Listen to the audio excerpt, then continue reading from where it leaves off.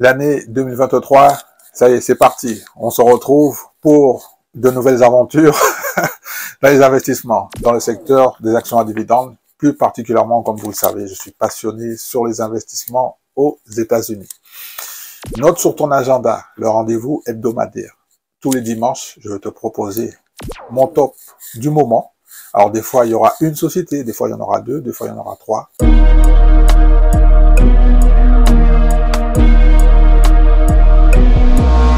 Bonjour à tous, je vous souhaite la bienvenue en cette nouvelle année 2023. Alors, je vous souhaite une bonne santé, je vous souhaite de prospérer dans vos investissements et je vous souhaite d'avoir une abondance financière pour l'année 2023. Aujourd'hui, je vous propose mon top 4, c'est ma sélection personnelle. J'ai pris le temps de faire le tri dans ma liste et il y a 4 sociétés qui sont très intéressantes pour faire des investissements en ce début d'année 2023. On va commencer avec BNS. Capitalisation boursière 79 milliards de dollars canadiens. Le dernier prix sur la bourse de Toronto du Canada, 66 dollars et 63 centimes. Sur la semaine, le titre a un bénéfice de 0,4%. Sur l'année, moins 25%. Nous sommes dans le secteur bancaire.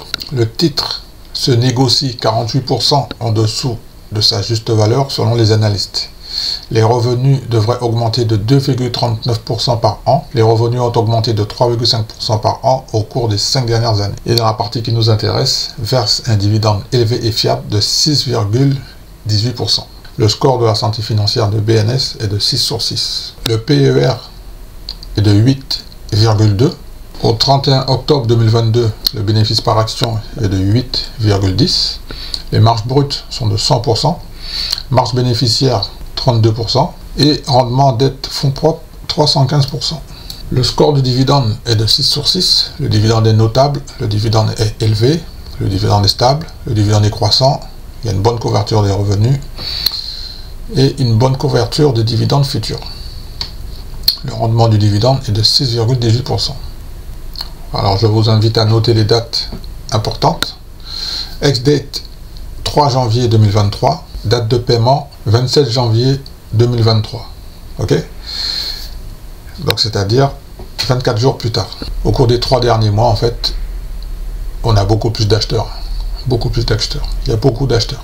Le 28 mars 2022, la société BNS a annoncé une augmentation de son plan de rachat d'actions pour un total de 12 millions d'actions supplémentaires, portant ainsi le nombre total d'actions du plan à 36 millions.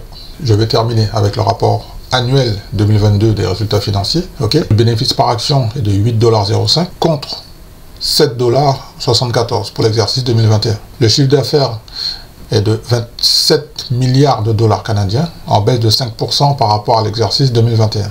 Les résultats nets sont de 9 milliards de dollars canadiens, en hausse de 2,8% par rapport à l'exercice 2021. La marge bénéficiaire est de 35%. L'année précédente, elle était à 32%. Marge nette d'intérêt 2,20%. En 2021, le pourcentage était à 2,23%. Coefficient d'exploitation 52,8% contre 52,2% l'année précédente. Prêt non performant 0,42% contre 0,69% l'année précédente. En résumé, le chiffre d'affaires est conforme aux estimations des analystes. Le bénéfice par action EPS a dépassé les estimations des analystes de 3,5%.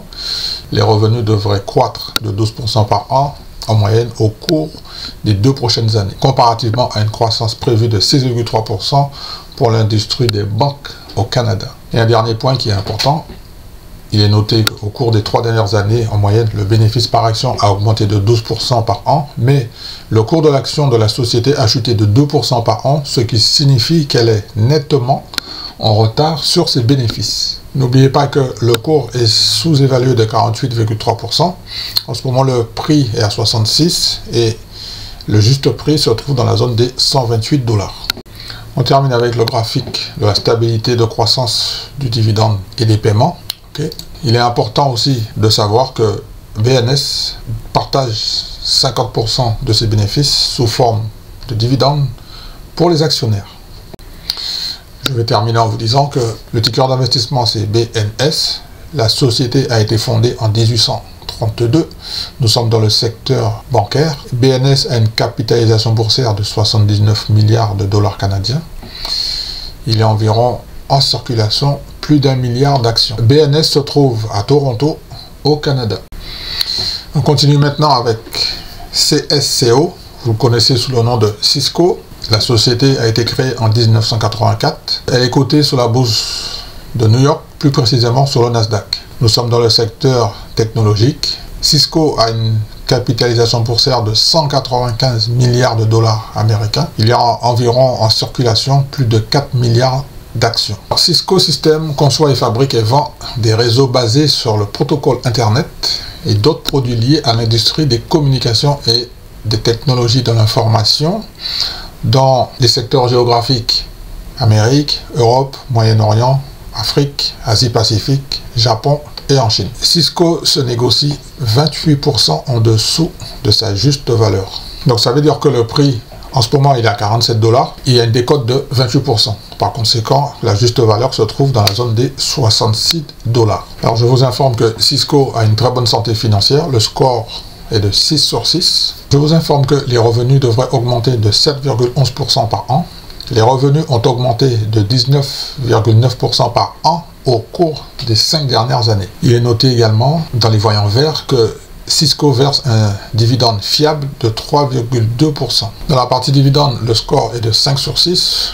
Tous les voyants sont verts, sauf il est noté que le dividende n'est pas très élevé. Ex-date 4 janvier 2023. Date de paiement 25 janvier 2023, c'est-à-dire 21 jours plus tard. Concernant le voyant rouge pour le dividende, c'est parce que le dividende de Cisco est de 3,2%. Il est faible par rapport au secteur parce que la moyenne du secteur est de 4,46%. Sur ce graphique, on s'aperçoit que le dividende est stable au cours des 10 dernières années et que le dividende a augmenté au cours des 10 dernières années. Pour les personnes qui sont investis ou qui vont investir sur la société Cisco, en retour, vous allez recevoir 54% des bénéfices sous forme de dividendes. Pour les investisseurs qui vont investir sur Cisco, dans la partie dividende, vous allez recevoir 38 centimes par action. Date de paiement 25 janvier 2023. Il faut être propriétaire avant le 4 janvier 2023. Par conséquent, le ratio de distribution est confortable à 54% et il est bien soutenu par les flux de trésorerie. Je vais terminer en vous disant que Cisco Systems se trouve en Californie, aux États-Unis. On continue avec le ticker BMY. La société a été fondée en 1887. Nous sommes dans le secteur de la pharmacie et biotechnologie. Capitalisation boursière de la société 160 milliards de dollars américains et il y a environ 2 milliards d'actions en circulation. BMY développe et octroie des licences qu'elle fabrique et commercialise des produits biopharmaceutiques dans le monde entier. Le titre se négocie 38% en dessous de sa juste valeur selon les analystes. Okay? Les analystes nous disent également que les revenus devraient augmenter de 22,22% par an. Les analystes nous informent que la société BMY est devenue rentable cette année. Dans la partie dividende, BMY verse un dividende élevé et fiable. Dans l'analyse de risque, il y a 3 points importants. BMY a un niveau d'endettement élevé, ça c'est le premier point. Le ratio d'endettement de BMY est de 92,1%. Il est considéré haut. Le ratio d'endettement BMY sur fonds propres est passé de 56% à 119% au cours des 5 dernières années. Voilà les 2 points importants au niveau de la dette. En ce moment, le titre BMY cote à 72 $. Et la juste valeur se trouve à 117 $, soit une décote de 38%.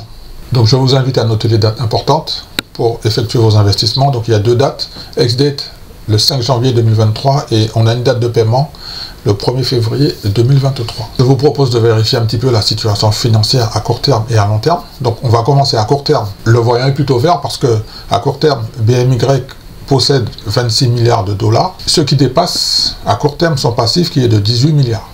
Ça c'est plutôt bien. En revanche, on a un voyant rouge sur le passif à long terme parce que rappelez-vous que BMY possède 26 milliards de dollars à court terme et elle a un passif de 46 milliards à long terme. Par conséquent, les 26 milliards ne couvrent pas la dette de 46 milliards. Je vous propose de regarder un petit peu l'historique des capitaux propres de la société. On constate que la dette a dépassé les capitaux propres à cause du Covid. Moi, c'est l'explication que je vois, parce qu'en fait, le Covid arrive en 2019 et la dette a explosé. La dette se trouvait avant Covid à 6 milliards. Et depuis que le Covid est arrivé, la dette est montée à 44 milliards. En 2021, elle est montée à 46 milliards. Et on a vu que cette année, bon, la dette a un petit peu réduit, mais elle est toujours supérieure par rapport aux capitaux propres.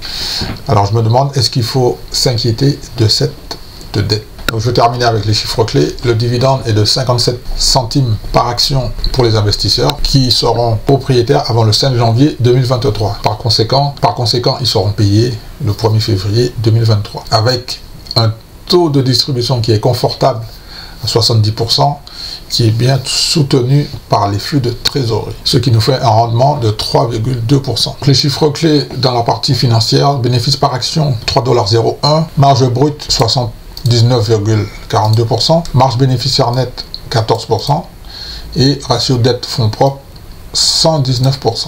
BMY se trouve à New York, aux États-Unis. On va terminer maintenant avec la société JPM. Nous sommes dans le secteur bancaire, capitalisation boursière 390 milliards de dollars. Le dernier prix connu au 30 décembre 2022 se trouve dans la zone des 133 dollars américains. Sur la semaine, sur la semaine, le titre perd 1,5%. En revanche, sur l'année, il y a un petit repli de 15%. Alors, vous connaissez sûrement JP Morgan. C'est un leader mondial dans le secteur financier. Le titre se négocie 22% en dessous de sa juste valeur selon les analystes. Deuxième point important, il est noté que les revenus devraient augmenter de 4,45% par an. Et dernier point important, JPM verse un dividende fiable de 3%. Dans l'analyse de risque, il est important de savoir qu'il n'y a aucun risque détecté pour JPM. Nous pouvons vérifier que la santé financière de JPM a un score de 6 sur 6. Tous les voyants sont verts. Donc j'aime bien regarder quand même l'historique des capitaux propres par rapport à la dette. Je constate qu'il y a une certaine stabilité selon l'historique. Et la situation au niveau financier, c'est un petit peu compliqué. La dette qui était stable à 500 milliards est passée à 600 milliards, 650 milliards aussi à l'arrivée du Covid. 2020, on a eu une petite pointe à 682 milliards et 2022, 700 milliards. Pour l'année 2022, bon, ça se stabilise à 600 milliards. D'accord? Donc je pense que c'est un point important à ne pas négliger, même s'ils nous disent qu'il n'y a aucun risque. Il faut toujours faire attention. Dans la partie dividende, le score est de 5 sur 6. On a juste un voyant rouge. Les analystes estiment que le dividende n'est pas très élevé. Il est à 3%. On va regarder les dates pour effectuer nos investissements. Ex-date 5 janvier 2023, date de paiement 31 janvier 2023, c'est-à-dire 26 jours plus tard. Donc ce qui veut dire que les investisseurs vont recevoir $1 par action sous forme de dividende. Date de paiement 31 janvier 2023, ratio de distribution 34%, qui est bien soutenu par les flux de trésorerie. Rendement 3%.